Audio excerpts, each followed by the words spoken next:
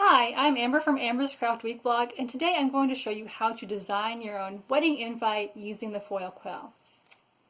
Now, just as a heads up, this video is not a graphic design tutorial, so I'm assuming you already know how to format the layout and print out the picture and that sort of stuff. The key thing that we're going to be doing today is using the foil quill to add the foil lettering and the foil frame.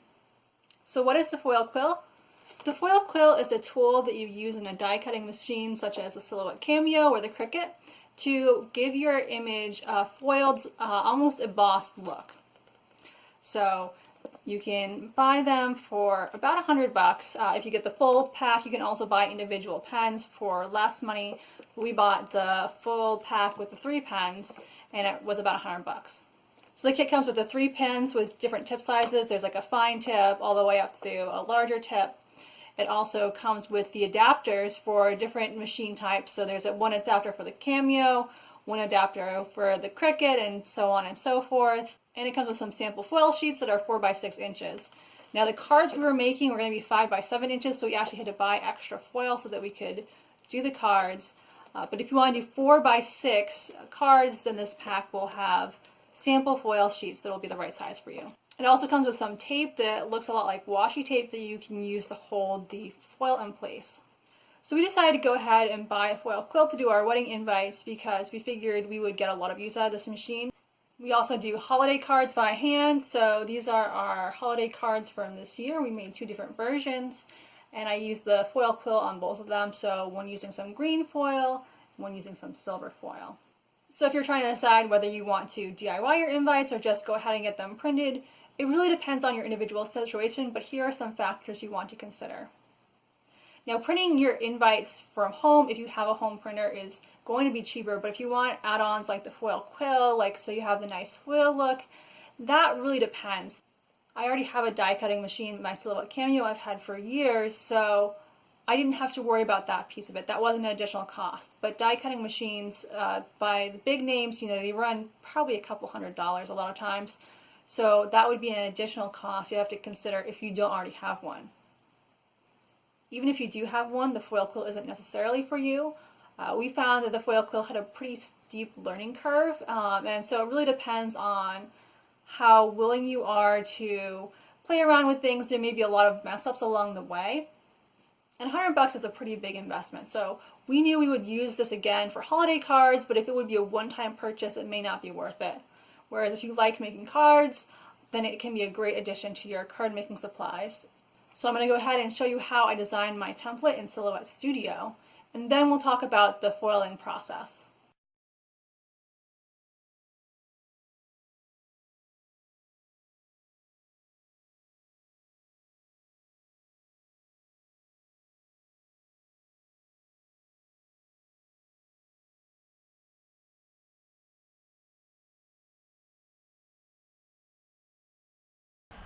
And the card is going to be 5 by 7, so let's just change our dimensions for now so we can see what we're going to be working with. So we have a 5 by 7 section of paper. Now we're going to want to put some text over this, so what I decided, Brian and I decided we're going to have it say "Don't be late" at the top, and then for this very important date at the bottom. So I'm going to go ahead and select my font. I download a free font from the internet. I just looked for wedding fonts. And I found this one that I like. It's called, I actually don't know how to pronounce it, but so I won't try saying it, but I'll link to it below. So we're just going to make a text box that says "Don't be late, ... We're going to grab this, move it down just a smidge. And then we're going to do another text box down here. And we're going to say, "For this very important date."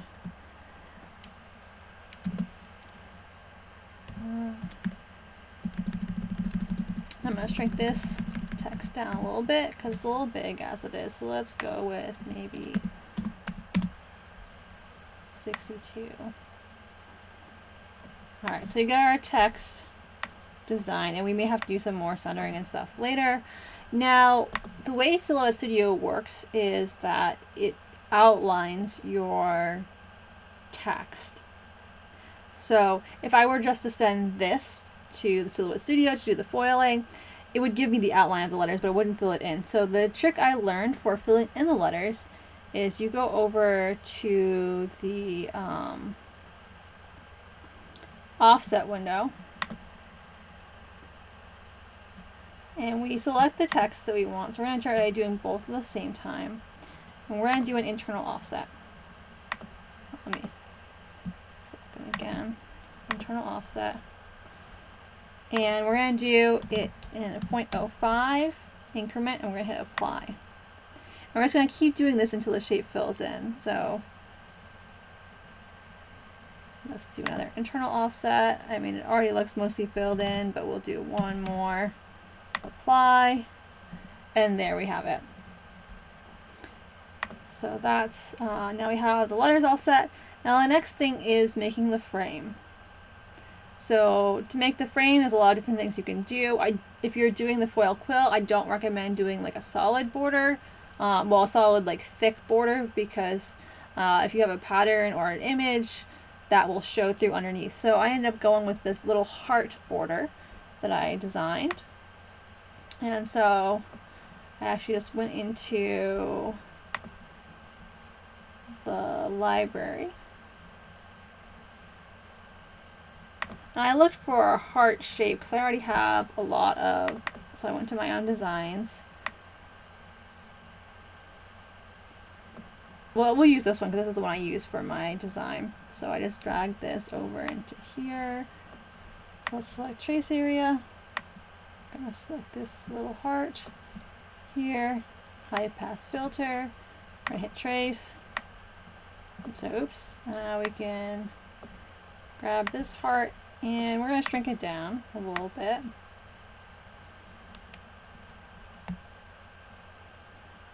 And so I just made these little heart shapes. And the next thing I did was I took this one heart and I filled it in using the offset window.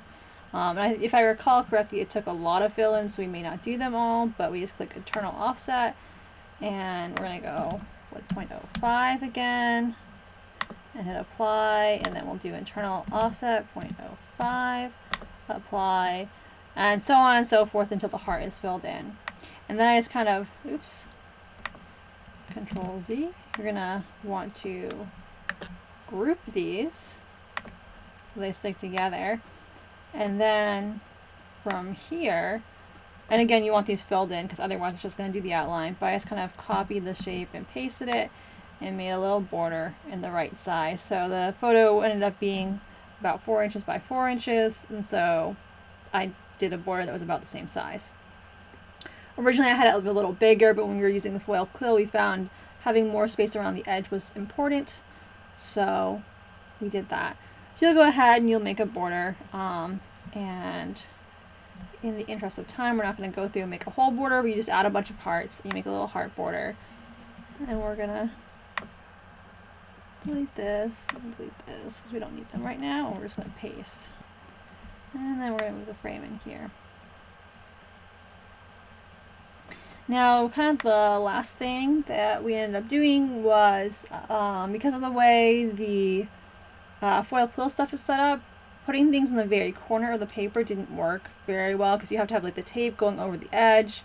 It gets in the rollers, and it's just kind of a little bit of a pain to if you have it right at in the corner. So to kind of shift things over, we just went to the move window and we shifted it 2 inches down and 2 inches over to the right. So we're just going to go 2 inches here, 2 inches, oops, 2 inches here, hit apply. Oops, I wanted to select everything. So before we do that, we're going to go ahead and we're going to select everything, and now we're going to apply. Apparently we didn't select everything, so let's go Z, Control A, and now apply. Alright, so we've selected everything, but you'll notice that now some of our template falls off the screen. So the way we fix that is we just go to our design page settings window, and we add 2 inches. We shifted things over by 2 inches, so we have to add 2 inches to everything. So we're going to say that we have a 7x9 sheet of paper. We don't really, but this will just take care of the issue we have. So now we can see this kind of like in a little bottom corner.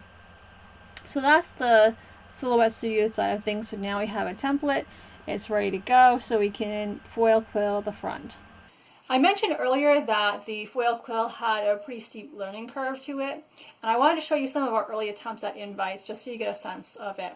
So this was one of our first attempts at an invite, and it's really hard to see because the foil is so shiny, but if you look at this up close, you can kind of see the pattern and a bit of the image underneath the foil. So we originally wanted a nice thick border like this one here, but we ended up running into the issue that if we had that thick border, then when you look at it, not in direct light. So the direct light that I have on me makes it look kind of shiny and you can't really see through it.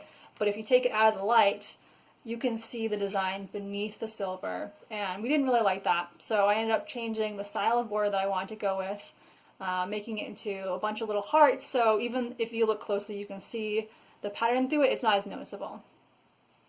Now another issue we ran into is you may notice this corner down here is torn.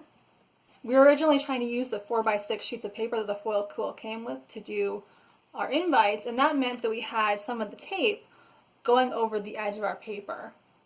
And what ended up happening is the tape was sticking to the photo paper.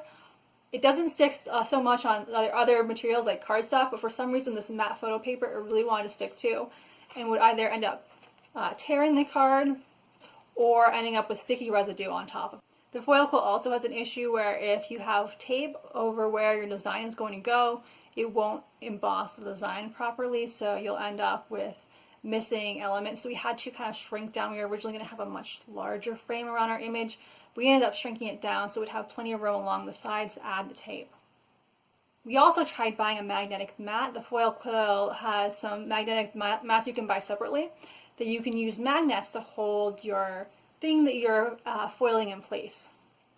The issue we ran into was, at least with our machine, there was metal at the back the magnets kept sticking to, and the paper would start to rotate, so it would not stay straight on. The foiling would end up at an angle, and sometimes the image would end up really compressed or stretched out, so we ended up deciding we couldn't use the cutting mat. It's like with the magnets, but we found a kind of a hybrid method using both tape and magnets, which I'll show you. We're going to show you how to do this silhouette foiling. Yes, how to use the foil quill using the technique we developed for this. You can see we have tape and we don't have the magnets, but we have a magnetic board. All will be revealed soon, but that is what the finished invite looks like. You can see it has shiny letters on it. Indeed it does. You can't see them very well though, because the light isn't very good. No. Next, we take a blank card that has no letters, and we set it down at our designated offset. Our designated offset was 2 inches by 2 inches. Then, we take a magnet that has seen better days. Yes, the foil quill got to it. It was eaten by the foil quill machine. Then, we take a piece of foil. And this is the foil quill foil. It's also known as metallic skin.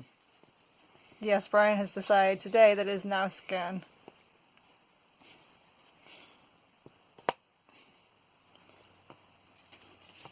So I place the magnet at the top there, and I squeegee it out.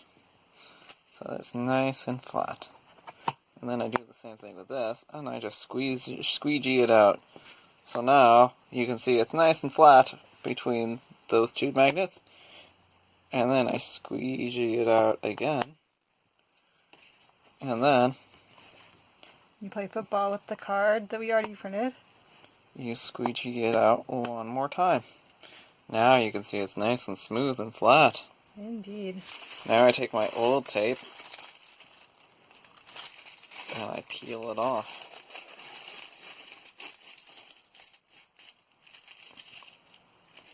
This is ASMR for all you people.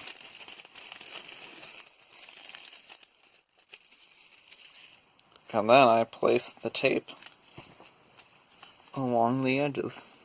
And we're just using painter's tape here, so the Foil Quill, the kit we bought came with some tape, but it looks like it's very similar to painter's tape, so we decided to use some painter's tape for this to save money. And there you have it. Now we just remove the magnets. And removing the magnets is important. If you don't remove the magnets, then they end up like this magnet. If it focuses there. There we are. Yes, the Foil Quill bit it. It looks like I chewed it, but I didn't chew it. It does look like you. It's the button that says Load Cut Matte.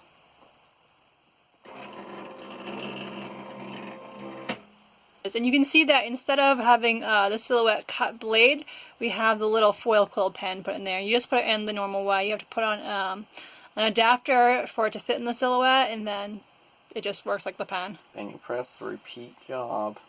Well, if you've already done the job, you press repeat job. If you haven't done it yet, then you'll have to print it from your silhouette design studio.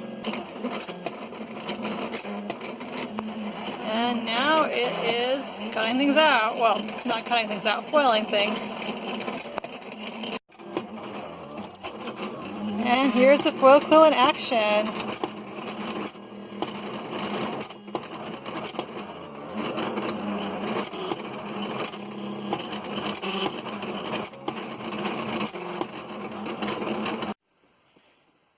We're gonna peel off this tape and stickers stuff. And there you have it. We're done. You can see that the stuff is all silvered. I hope you enjoyed today's video. If you did, I'd love it if you give it a like. If you want to see more videos, more wedding videos, you may want to subscribe or follow my craft blog, amberscraftweek.blogspot.com. We probably won't have more until after our wedding this spring, but we're hoping to have a bunch more content later on. And if you're planning on making your own wedding invites, I'd love to see what you come up with. Thanks for watching and have a great day.